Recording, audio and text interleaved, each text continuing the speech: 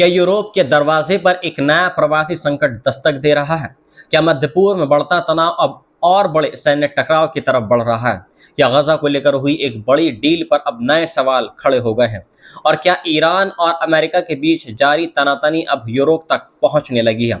इन सभी घटनाओं के बीच दुनिया की नज़र एक बार फिर भूमध्य सागर, मध्य पूर्व और यूरोप पर टिक गई है। आखिर इन तमाम घटनाओं के पीछे क्या बड़ी तस्वीर बन रही है? आइए जानते हैं आज की इस विशेष रिपोर्ट में। स्पेन ने मोरक्को सीमा पर बड़े पैमाने पर अवैध प्रवेश की कोशिशों के बाद मेलीला बॉर्डर क्रॉसिंग बंद कर दी है। वहीं मिस्र के दामियता बंदरगाह पर गैस के जहाज़ों पर हुए ड्रोन हमले के बाद राष्ट्रपति अब्दुल फतेह अल सीसी का बहुत बड़ा बयान सामने आया है। दूसरी ओर हमास के वरिष्ठ नेता गाजी हमद ने साफ कर दिया है कि गजा से इजराइल की वापसी से पहले संगठन किसी भी तरह का निरस्त्रीकरण स्वीकार नहीं करेगा। और अब अमेरिकी राष्ट्रपति डोनाल्ड ट्रंप के सामने ईरान के खिलाफ 10 से 12 दिनों के बड़े हवाई अभियान का प्रस्ताव रखा गया है।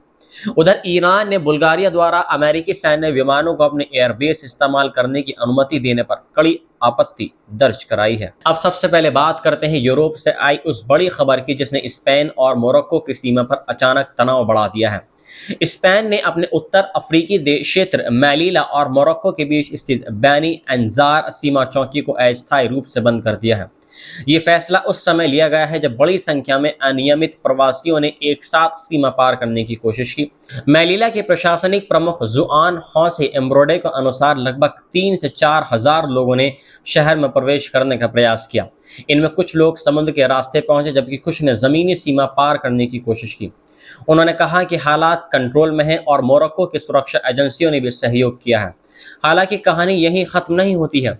स्पेन के दूसरे उत्तरी अफ्रीकी क्षेत्र सियोटा में स्थित कहीं अधिक गंभीर बताई जा रही है। रिपोर्ट्स के मुताबिक हजारों लोगों ने मोरक्को से सियोटा में प्रवेश करने की कोशिश की।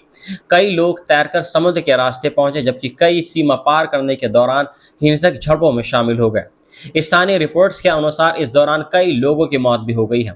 स्पेन के प्रधानमंत्री पेड्रो साचेंस ने घोषणा की है कि सरकार सभी उपलब्ध संसाधनों को तैनात कर रही है और सुरक्षा व्यवस्था मजबूत करने के लिए सेना भी सिविल गार्ड की सहायता करेगी। ये घटनाक्रम एक बार फिर यूरोप में अवैध प्रवासन और सीमा सुरक्षा को लेकर नई बहस छेड़ सकता है। अब रुख करते हैं मिस्र की उस घटना की जिसने पूरे क्षेत्र की सुरक्षा को लेकर गंभीर सवाल खड़े कर दिए हैं। मिस्र के दामित्य बंदरगाह पर 2 गैस जहाजों को निशाना बनाने वाले ड्रोन हमले के बाद राष्ट्रपति अब्दुल फतेह अल सीसी ने पहली बार सार्वजनिक प्रतिक्रिया दी है। स्पेन के प्रधानमंत्री पेड्रो साचेंस के साथ बातचीत के दौरान उन्होंने कहा कि संबंधित एजेंसियां इस हमले की गहन जांच कर रही हैं और ये पता लगाने की कोशिश की जा रही है कि ड्रोन कहां से आया है और इसके पीछे कौन जिम्मेदार था। रिपोर्ट्स के अनुसार बुधवार शाम दोनों गैस जहाज़ों में आग लग गई थी। ब्रिटिश समुद्री सुरक्षा कंपनी एम्ब्रे ने दावा ये किया है कि एक अमेरिकी स्वामित्व वाले तरल प्राकृतिक गैस भंडारण पोत को ड्रोन से निशाना बनाया गया। हालांकि अभी तक किसी संगठन ने इस हमले की जिम्मेदारी नहीं ली है। मिस्र के प्रधानमंत्री मुस्तफा मदबूली ने बताया है कि ड्रोन का मलबा बरामद कर लिया गया है और उसकी तकनीकी जांच की जा रही है। दूसरी ओर अमेरिकी राष्ट्रपति डोनाल्ड ट्रंप ने ईरान का नाम पूछे जाने पर संकेत दिया है कि यदि उसके पीछे ईरान की भूमिका साबित होती है तो अमेरिका बहुत कड़ी प्रतिक्रिया देगा। फिलहाल जांच अभी जारी है और किसी निष्कर्ष पर पहुंचना जल्दबाजी होगी। अब बात करते हैं गजा से जुड़ी उस खबर की जिस पर पूरी दुनिया की नज़र बनी हुई है। हमास के वरिष्ठ नेता और वार्ता दल के सदस्य गाजी हमद ने साफ अल्फाजों में बोल दिया है कि संगठन तब तक किसी भी प्रकार का निरस्त्रीकरण स्वीकार नहीं करेगा जब तक इजरायली सेना पूरी तरह गजा से वापस नहीं चली जाती है और पुनः निर्माण की प्रक्रिया शुरू नहीं हो जाती है। उनका कहना है कि हथियार सौंपने की प्रक्रिया में इजराइल की कोई भूमिका नहीं होगी बल्कि यह काम एक फिलिस्तीनी राष्ट्रीय समिति की निगरानी में होगा। गाजी हमद ने यह भी कहा कि वार्ताएं बेहद कठिन रही हैं लेकिन हमास फिलिस्तीनी जनता के अधिकारों की रक्षा करते हुए सर्वोत्तम समझौते की कोशिश कर रहा है। उन्होंने मिस्र, कतर और तुर्की की मध्यस्थता की भी सराहना की है। उनका ये बयान ऐसे समय में आया है जब अमेरिकी राष्ट्रपति डोनाल्ड ट्रंप ने दावा ये किया था कि हमास और अन्य सशस्त्र समूहों के पूर्ण निरस्त्रीकरण तथा चरणबद्ध इजरायली वापसी पर समझौता हो गया है। हालांकि हमास के इस नए बयान से ये स्पष्ट संकेत मिल रहा है कि समझौते की व्याख्या को लेकर दोनों पक्षों के बीच अभी भी मतभेद मौजूद हैं और आने वाले दिनों में इसके क्रियान्वयन पर कई चुनौतियां सामने आ सकती हैं। इसी बीच अब नजर डालते हैं अमेरिका और ईरान के बीच बढ़ते सैन्य तनाव पर।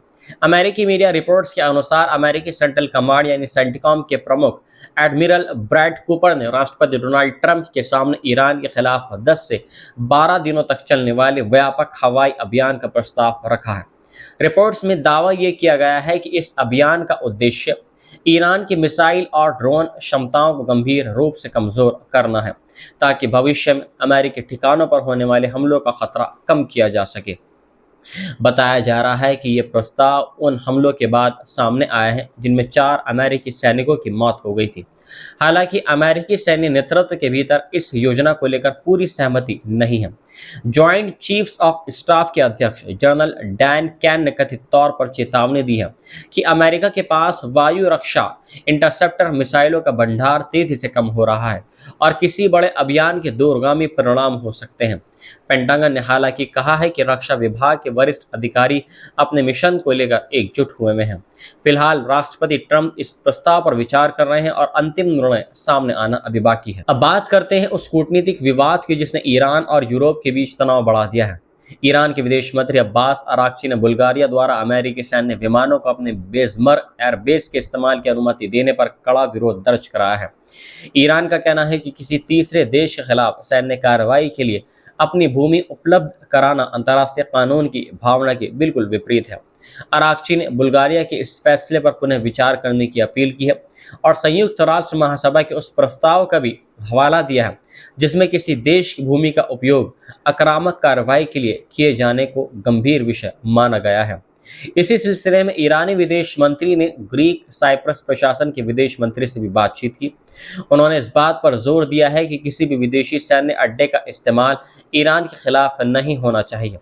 जवाब में ग्रीक साइप्रस प्रशासन ने कहा है कि वे अंतर्राष्ट्रीय कानून का पूरी तरीके से सम्मान करते हैं और इसे ब्रिटेन की ओर से आश्वासन मिला हुआ है कि उसके नियंत्रण वाले सैन्य अड्डों का उपयोग किसी भी देश विदेश विशेष रूप से ईरान के खिलाफ नहीं किया जाएगा।